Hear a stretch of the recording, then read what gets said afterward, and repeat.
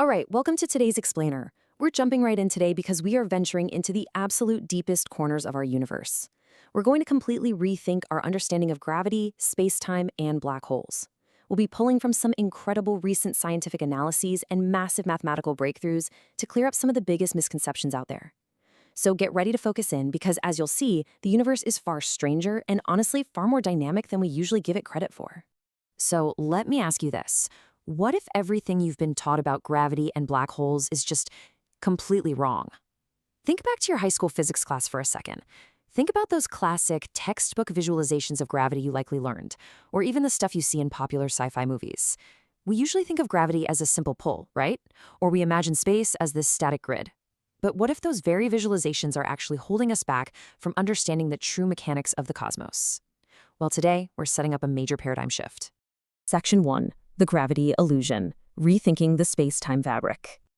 Okay, let's dive right into this. You know Albert Einstein's brilliant general theory of relativity from 1915, right? It's almost always visualized as a heavy bowling ball sitting on a trampoline. The heavy ball curves the fabric, and smaller objects just kind of roll down that curve toward the center. And honestly, it makes total sense intuitively. But there is a massive flaw in this analogy. It relies on a visual loop. We are literally using gravity to explain gravity. We assume the smaller objects fall down the curve because of some downward force, but out in space, there is no down.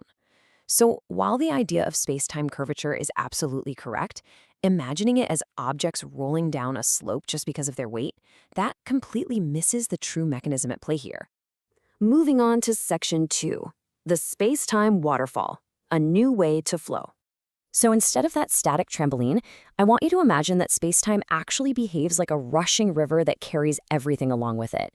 This is known as the general relativity river model. And let me tell you, it completely changes the game. When a massive object creates a curvature in space-time, things don't fall into it because they roll down a physical slope. Instead, space-time itself flows toward the massive object, literally like a waterfall. You aren't falling. The space-time beneath you is rushing downward, carrying you along like a boat on a river. Gravity is way less about a static curve and so much more about the active, rushing current of space-time itself. And this brilliantly illustrates the true definition of a black hole's boundary, which we call the event horizon. As you move closer to a massive object, that space-time waterfall flows faster and faster. The event horizon is the exact edge of that waterfall where the downward flow of space-time actually exceeds the speed of light. So picture yourself in that boat. As you get closer to the drop, you have to paddle backward faster and faster just to avoid falling in. But once the current of the river is moving faster than the absolute maximum speed your boat can travel, which, in our universe, is the speed of light, well, paddling backward is completely impossible. You're swept in. Now, right at the edge of this cosmic waterfall, three incredibly intense phenomena happen. First, there's the accretion disk. Here, intense gravity forces matter to spin so insanely fast that it becomes a superheated, fluid-like debris field emitting X-rays. You know in movies like Interstellar, they color it orange so our eyes can see it? Well, in reality, these X-rays would look a lot more blue. Then, there's something called Doppler beaming. Remember that famous black hole photo from 2019? One side of the ring was distinctly brighter. That's because the glowing material spinning directly toward us actually appears brighter than the material spinning away. And finally, the photosphere. Right before the point of no return, gravity gets so strong that light itself is forced into a circular orbit. Think about that. If you stood there, light would bounce off the back of your head, orbit the entire black hole, and hit your eyes. You could literally see the back of your own head. Section 3. Redefining the singularity, from point to ring. Now, before we look at the core of a black hole, we quickly have to look at how it collapses in the first place. First, a massive star simply runs out of its hydrogen or helium fuel. When that happens, the outward pushing forces of nuclear fusion completely stop. That leaves absolutely nothing to counter the immense inward pulling force of gravity. So the star brutally collapses under its own weight into a minuscule volume. And if that star is massive enough, boom, this creates our black hole. But here's where the traditional textbook model completely breaks down. We have to remember the law of conservation of momentum, which basically says a rotating body continues to rotate unless acted upon by an external force. This right here is the critical flaw in those old models. Stars rotate, our sun rotates. So when a massive spinning star collapses into a black hole, logic dictates that the black hole must continue to rotate as well. It simply cannot just sit still. Now, what's really interesting about this is that Einstein's early models assumed black holes were just stationary. This created what's called a stationary point singularity, where all the mass is crushed into a single, still, infinitely dense dot. But back in 1963, a genius New Zealand mathematician named Dr. Roy Kerr proved that because black holes spin, a point singularity is physically impossible. Instead, we have the Kerr-ring singularity.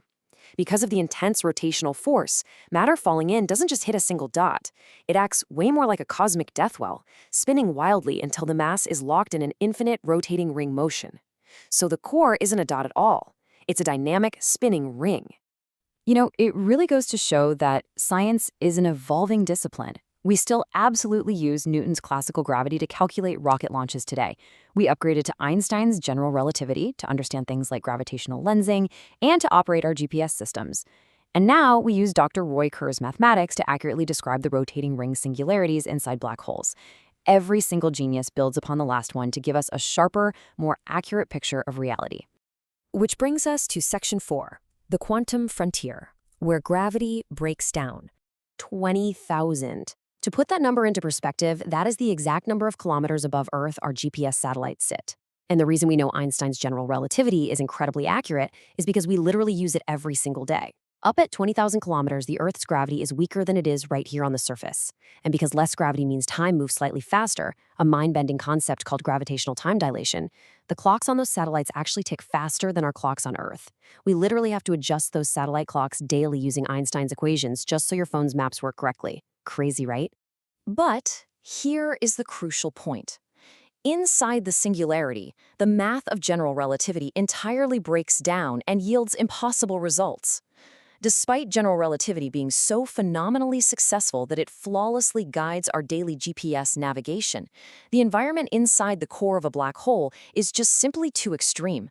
The standard assumptions that hold our macro universe together are completely ripped apart by the intense gravity and extreme miniaturization at the center of a black hole.